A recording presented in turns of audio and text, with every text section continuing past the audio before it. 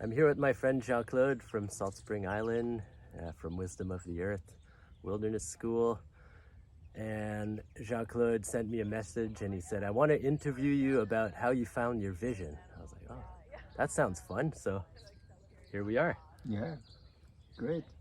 I'm happy to do that. And the big question that I'm holding is that what experiences, maybe context or condition or situation that was necessary for you, that was essential for you to be able to come to a place of finding your gift and activate it.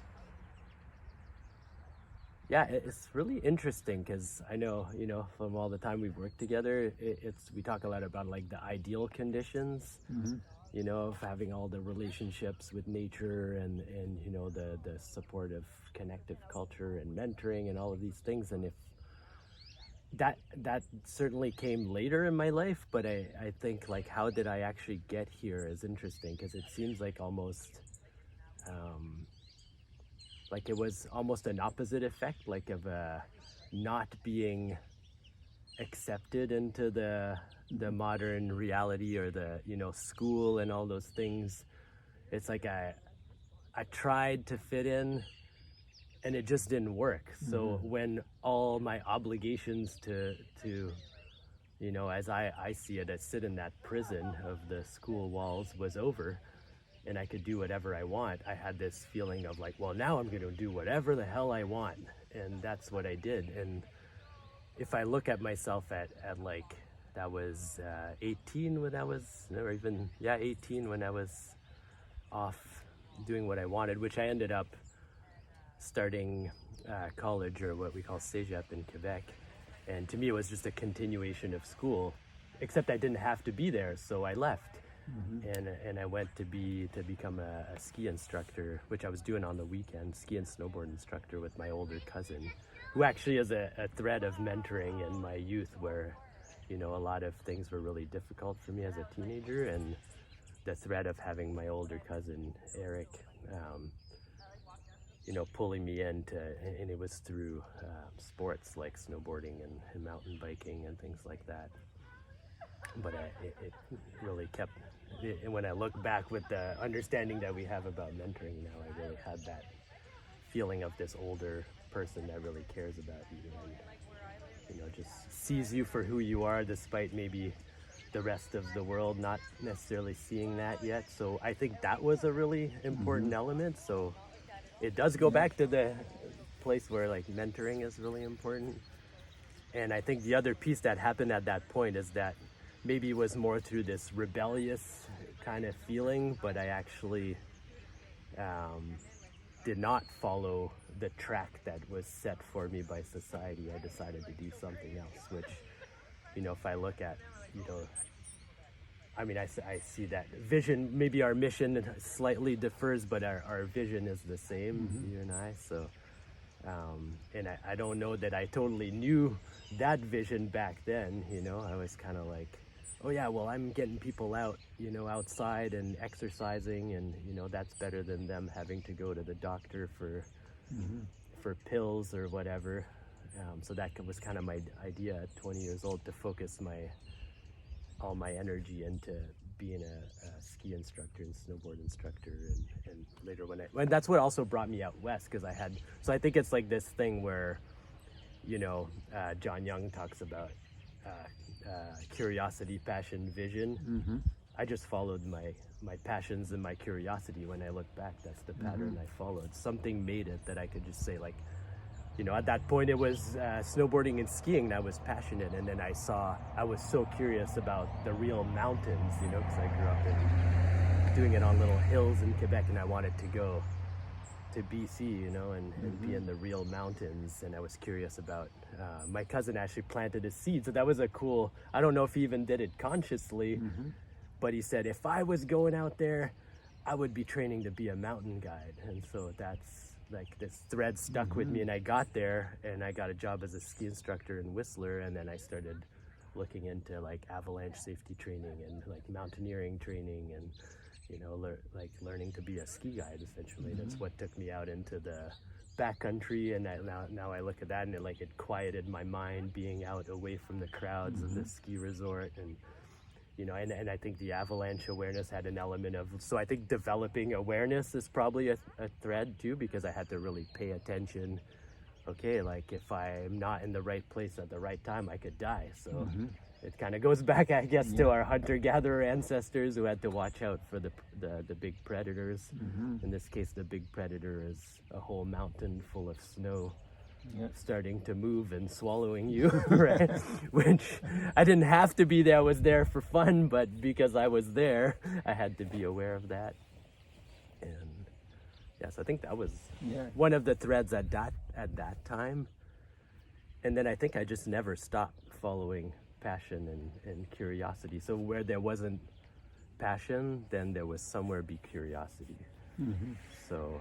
And then there was passion for a while on a certain thing, and then that passion sort of dwindled, and it would every passion that dwindled for me, when I look back, it opened the door to another curiosity that did or did not turn into passion until, maybe it's a good 15, almost 20 years ago, I kind of locked into the thread of, Tom Brown Jr. and then John Young's teachings, and then that's about the time where I met you guys at the FireMaker Primitive Skills Gathering, and then not really knowing that 15 years later we would work together on starting the immersion program,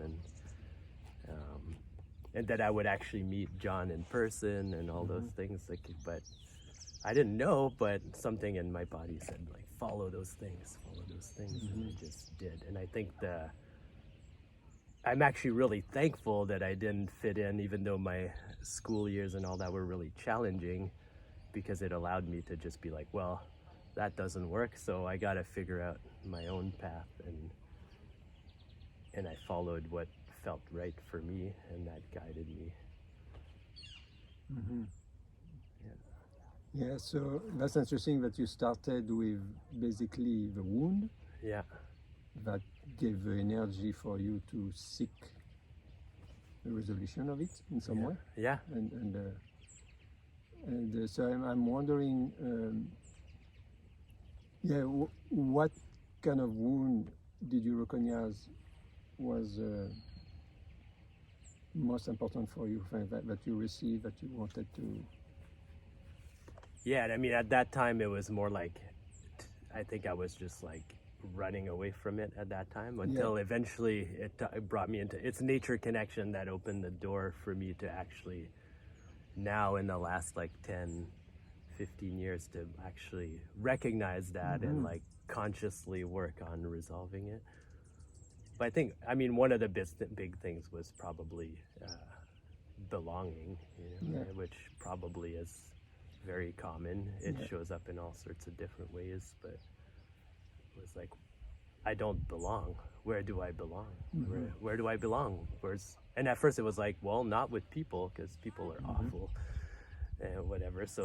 But then in nature, all of a sudden, and I think I always belonged to my own body too. That's why and the quiet mind is a thread too. Going into the quiet mind and the intense kind of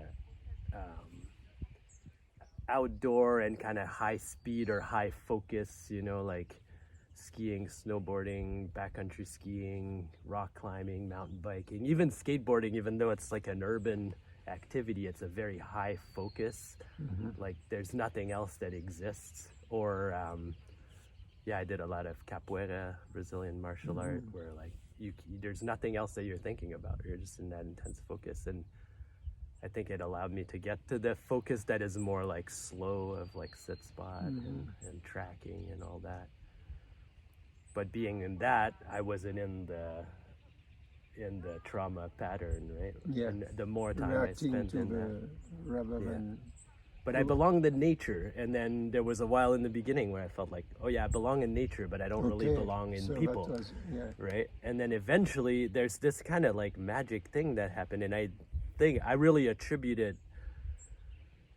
to power of the mentoring lineage through John and Tom Brown and all the others that contributed. You know, there was so many, you know, powerful elders carrying so powerful things like Ingwe and Gilbert Walking Bull, Jake and Judy Swamp, and you know, and they were. And for me, like, I was like, I want a mentor when I started reading Tom Brown and hearing about John, and just like, I want like these guys in person, you know, and that wasn't possible. So I went with the Come On a Naturalist training at the time, which was just a book, and I sent stuff by mail. But I treated it that way, like I wouldn't turn to the next page until I had done the exercise and then read the story. And it's almost like that, through that, the lineage came through and mentored me, and knowing, you know, from the deep connection that I've made to it by now, like 20 some years later, that the intention was always to take me to nature, to bring me back to the people, to be able to help people now with my connection to nature. But I had to go through that kind of like, okay, I'm going away from people for a while. For sure. And so you needed to find a place where you were feeling safe, basically. Yeah, which was to be able to open nature. yourself to the world. Yeah, that's neat. And what kind of resistance did you see yourself having against going toward your gifts? Yeah, that's a good question. I didn't see much resistance in the sense of like going out into nature. I know that's, you know, we've seen that a lot in mentoring people, and sometimes that happens. I never saw that with me. And I think the resistance to go towards my gifts was always, I think probably the biggest one has been in the way of, especially over the last decade, of like making a living with it, and you know, offering this as a livelihood, and because I think I kind of grew up and like into my early 20s as really like, really resistant to the capitalist system and the money, and like just like I just don't. I mean, still I have resistance, and I actually don't believe in it, but something has shifted where I'm like, well, okay, it's not about to go away. So, you know, if we're to dedicate our lives to this, somehow we need to be supported so that we can at least keep it at bay and navigate through it and be relaxed and be able to be in our gifts. So I think that's been probably one of the biggest battles. Yeah, for sure. Yeah, I mean, it's the distinction between being of the world or in the world. Right. Yes, kind of like, do you get stuck in the web, or do you dance in the web without being caught? Or, you know, walk both worlds, but like of the world or in the world, that's a good way to put it. And I'm running a little bit out of questions, but do you want to say something about that journey? Yeah, I mean, I think that covered it pretty well. That was a good few questions to really like illustrate the journey. There's like all the details of the journeys and all the different stories. There's so many stories of synchronicities and dreams, and I think that's one of the things of the patterns too, is like how once, you know, first it started with curiosity and passion, and then when the passion, I think, like starts to get closer to vision, especially in relationship with nature, like that really changed when I started consciously, you know, following the pattern of the lineage of nature connection mentoring, and you know, having a sit spot and wandering timelessly, because before that I was more like I was mountaineering. I was like I was like goal driven, you know. That was when I started my sit spot a long time ago, like 20 years ago, and I looked around. I was living in Whistler in a mountain valley, and I was like, I've been on all these peaks all around the valley, and I was like, but I don't know much about the valley I live in. And so that's like started a whole other thing. But when that started, and it slowed everything down, and then so much synchronicity started to happen, I started to have these really powerful dreams that would like guide me on my journey. And So that, I think, is a pattern too. When that starts happening, it's like I was getting closer to finding, really aligning with the vision. I guess the vision's always there. The way I see it, it's calling to us. Yeah, exactly. But I think I was starting to listen more at that point, so I was seeing more of the synchronicities. And if you look back early on, how did you started to listen to that calling? To hear the synchronicities, or even before, because the way I see it is that we are born already with a vision that needs to be emerging and developing, and it's like a call that is always constant, that is trying to bring us in that direction, and the daily life and all of that just make us distracted from it. For sure. Yeah, well, I think it's probably the call to just follow my passions. I think that's what it was. And because the way you were raised, it's like your curiosity or things like that were kind of crushed. Yeah, in some ways, especially with school, and that's. But there was always a thread. Like, one of the things that I was passionate about as a kid was mainly like physical activity, like sport kind of things. I wasn't really I didn't grow up with that kind of nature connection, like I didn't have an experience like a sit spot or anything like that, even instinctively. I didn't spend a lot of time, like, fished a handful of times, never hunted or anything. We did, my stepmother gathered a lot of mushrooms and stuff, so there was like, that was in there, and like herbal teas and stuff like that. But I was into sports and I was into music. So those were the kind of the channels at first. But I think it's just it's not really complicated in the end, right? No, if people just are supported to follow their curiosity, follow their passion from a young age, and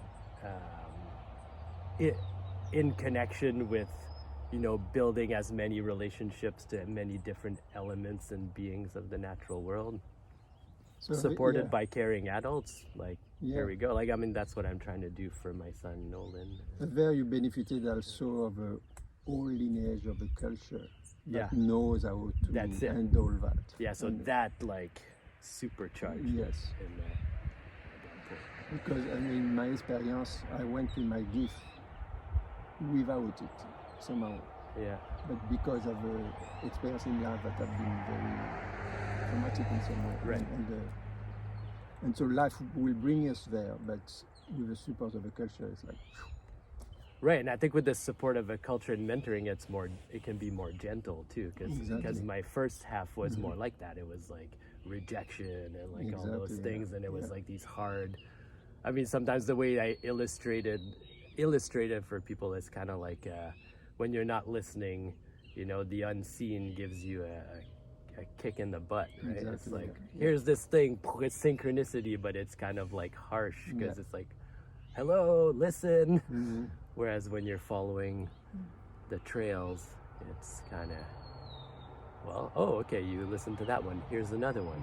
Oh, here's another one. Okay, and it's like animal tracking at that point. It's like you're following, here's a track, here's a scrape, here's a scat, and you're just like piecing together the story bit by bit, and you don't necessarily need to know how it ends. But I mean, I love that quote. There's this book, The Lion Tracker's Guide to Life by Boyd Vardy. I don't know if you've read it, but you would like it. He's of a completely different lineage, but in Africa, but he has mentors, and his mentor said, I don't know how I'm going, I don't know where I'm going, but I know exactly how to get there, which I feel like really illustrates this whole thing. It's like you get to the point of trusting the signs, trusting the inner vision, the pull, the intuition that's telling you, like, go here next, don't go there. And sometimes my mind might be like, well, I don't know about this gut,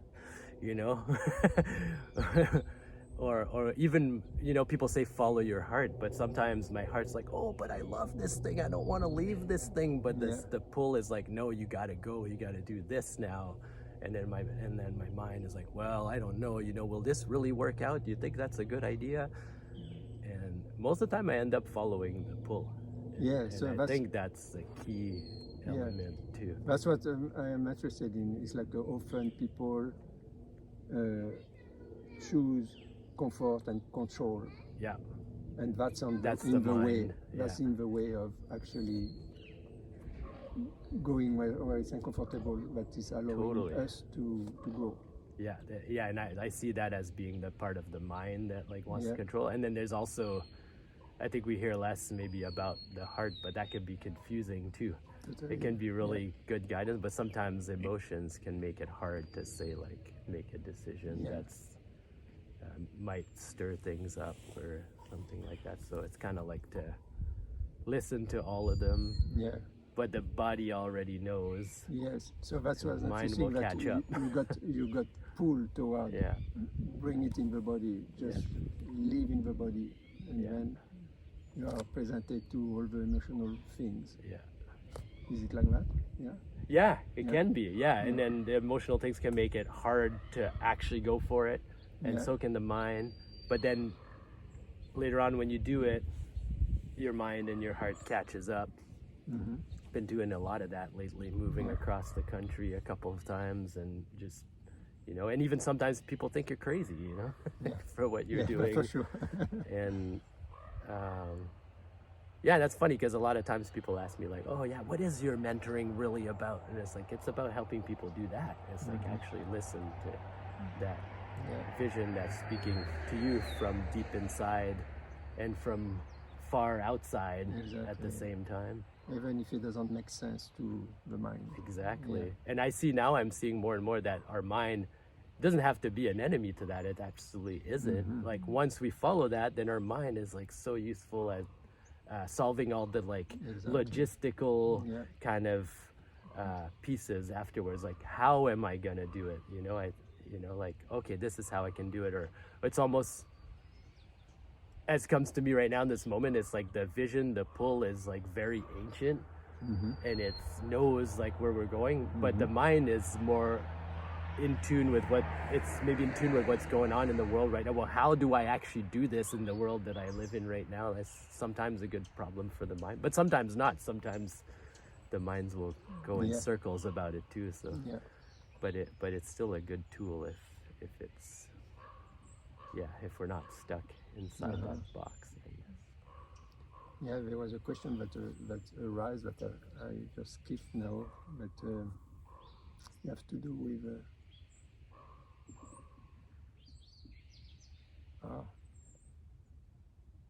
Oh yeah, what ally did you add in nature or in the world that actually were there to support you? Yeah, I mean, in nature, I feel like everything is my ally. You know, I had certain animals that I had a lot of connections to, and certain plants, and you know, I remember early on like having so many experiences, and still today, like river otters are like one of the animals that I've spent the most time with. And recently I've learned a lot being on the east coast of Canada, having learned a lot from bobcats and coyotes and foxes, and developing connections to them, and you know, many different birds. I mean, the birds have been a huge ally too, just, you know, practicing bird language for all those years, always like drawing me to listen, because there's a curiosity to like, oh, well, what are they saying? Well, who's in the bushes, and you know, who's hunting in the treetops, and trees, you know, different species, different individual trees. Like, there's all these, like, I can remember, you know, it'd be too much to talk about them all right now, but there's so many. And then there's key people, like early on, I talked about my older cousin. There was, you know, always a couple of friends that I had deep peer relationships with, you know, through the rest of feeling like that, belonging. And then later on, starting to meet my people, like, so it started in my probably later 20s, including you and Ingrid and so many other people that are on this path, that we're doing this together. And they've all been allies. And then having John Young as a mentor for the last 5 years, in this consistent, like, I know that every Tuesday, I can tell somebody who's got one of the greatest understandings of mentoring that I know, to be able to tell my stories and go like, hey, try this, or have you thought of this? The consistency there is very important. Because otherwise it's so easy to get off path. Totally. Yeah. I think that's that's a good place to wrap it, almost, like, with consistency. And there's all these elements, and then we got to do it. Both the routines of connecting with nature, the routines of building a village around ourselves, and the routines of mentoring and being mentored. The knowing is in the doing. We've got to do it. Well, so let's do it.